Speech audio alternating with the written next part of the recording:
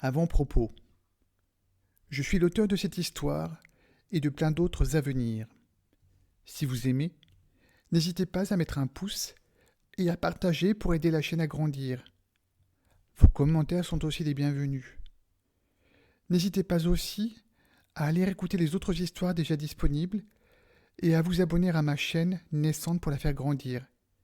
Merci d'avance et bonne écoute. Le loup-garou et l'argent. Il était une fois, dans une forêt si grande qu'on n'en voyait pas la fin, un loup-garou nommé Fenrir.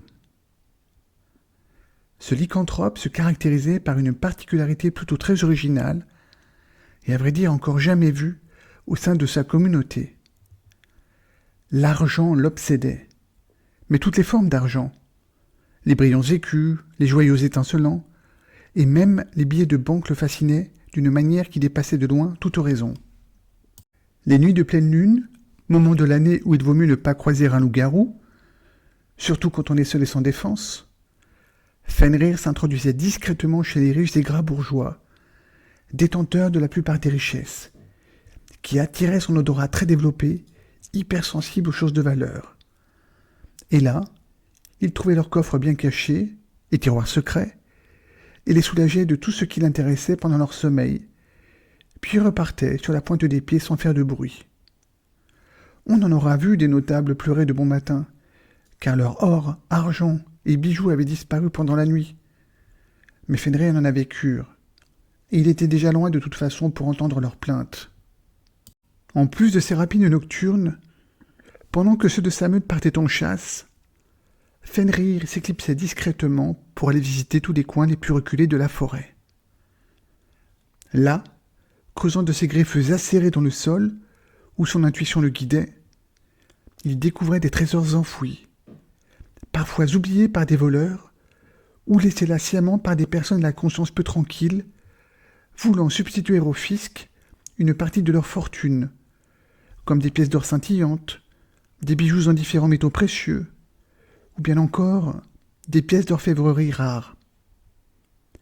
Ces balades nocturnes, aucun de sa race n'en avait connaissance, car il s'était astucieusement arrangé pour que personne autour de lui ne puisse rien soupçonner. Cependant, Fenrir ignorait une chose cruciale. L'argent, le métal, constituait un poison mortel pour les loups-garous.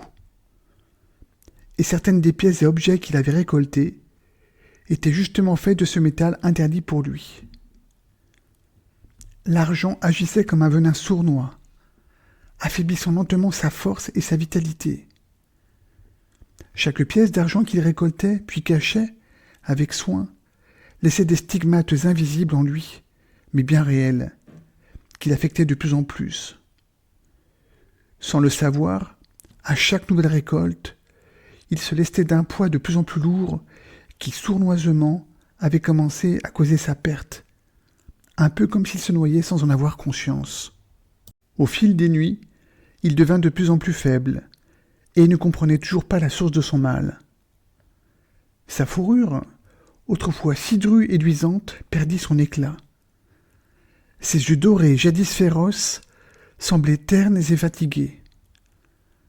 Les autres loups-garous de la meute remarquaient son changement, mais Fenrir gardait son secret précieusement pour lui, et lorsqu'on lui posait la question, il donnait toujours des réponses évasives, se voulant toujours rassurantes. Cependant, intérieurement, il était extrêmement préoccupé. Une nuit, alors que tous les compagnons de Fenrir étaient en vadrouille, une vieille sorcière du nom d'Helena fit une éruption soudaine dans sa vie, comme arrivant de nulle part. Pourquoi vint-elle à ce moment précis ? Fenrir ne tarda pas à l'apprendre, car la vieille dame voulait l'aider. La sorcière était en effet connectée à toutes les forces vivantes de la nature et avait perçu un désordre émanant de la forêt. Elle l'avait suivi comme un courant pour remonter jusqu'à la source de ce désordre et arriva directement auprès de Fenrir. Près de lui, elle perçut les ténèbres qui entouraient la créature, de plus en plus affaiblie, et comprit vite la nature de son mal. « Je suis Helena, La sorcière est gardienne des mystères anciens, dit-elle solennellement. Et elle s'approcha tout près de Fenrir, lui révélant qu'il était victime d'une malédiction qui allait lui être fatale s'il ne faisait rien pour y remédier, et ayant pour origine toutes les pièces d'or et surtout d'argent qu'il avait amassées. Fenrir, bien qu'initialement méfiant, écouta malgré tout les paroles sages de la sorcière. Elle lui expliqua que seule une quête afin de purifier son cœur le débarrasserait de cette avidité qui en avait fait un esclave, rompant ainsi le charme qui le liait à l'argent. La mauvaise nouvelle étant que cela impliquait le renoncement à son butin acquis patiemment et avec frénésie tout au long de ces années. Le loup-garou, déchiré entre son amour pour l'argent et la nécessité impérieuse de sauver sa vie, prit la décision la plus difficile qui pût être.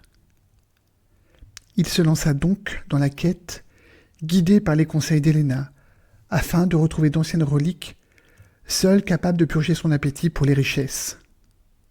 Finalement, après des semaines de quête, Fenrir atteignit le sanctuaire où reposaient les fameuses reliques magiques, l'acmé de son voyage. Là, il dut faire face au choix cornélien qu'il redoutait depuis le début. Renoncer pour toujours à son trésor, ou succomber à jamais à la tentation, y perdant âme et vie. Luttant contre ces démons, il opta pour le choix de la raison, et parvint à renoncer à son amour pour l'argent. De retour en forêt, il déterra son trésor, et le distribua à des humains qu'il savait être dans le besoin. La nuit, il s'approchait de ces sans-abri, qui dormaient à la belle étoile, et déposait près d'eux sans se faire remarquer, qui quelques pièces d'or, qui de l'argent, qui quelques pierres précieuses. Puis, ce qu'il ne distribua pas, comme des magnifiques coffrets sertis de diamants, ou encore des armes incluant une épée d'or dans son fourreau richement orné, il le remit à la sorcière qui l'enterra dans une fosse magique, qu'elle referma en prononçant une incantation, empêchant quiconque de mettre la main dessus, et ce pour l'éternité. Cet argent était perverti, et s'il tombait entre certaines mains, il ferait un mal que personne ne peut imaginer, confia-t-elle à Fenrir, avec une expression terrifiée. Et soudain, la malédiction qui avait enchaîné son cœur se rompit subitement, et Fenrir sentit une force nouvelle couler en lui, une énergie qu'il qualifia de pure et libératrice. Il retourna auprès des siens, transformé, détenteur d'une nouvelle sagesse acquise au prix de l'abandon de son ancienne obsession. Désormais, Fenrir et le loup-garou, autrefois avide, partagea les enseignements d'Héléna avec sa meute, et il devint le gardien de la forêt, veillant à ce que nul autre ne succombe aux tentations de l'or et surtout de l'argent maudit. Et ainsi, l'histoire de Fenrir rappela quel défi cela représente pour un esclave de se libérer de ses chaînes, mais que c'en est un encore plus grand que de s'en affranchir quand l'esclave lui-même ne sait même pas qu'il en est un, car les chaînes qui l'entravent lui sont invisibles.